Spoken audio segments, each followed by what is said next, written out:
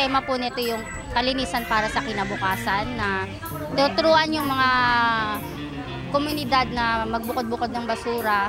Dami akong natutunan tungkol sa pag-recycle ng mga basura, kalinisan ng kapaligiran, gandang explanation.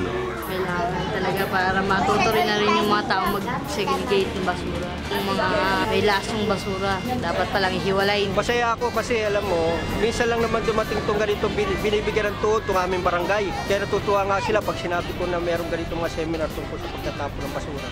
Sa una po nakakakaba, tinaray ko yung best ko na maipaliwanag sa kanila yung tamang pag-waste segregation. Fulfillment para sa sarili ko na nagiging part ako ng paglilinis ng isang estero. Sana magkaroon pa ng mas marami pang ganito, hindi lang sa amin, kundi sa iba pang mga river warriors na katulad ko. With your help, the river will flow with life again.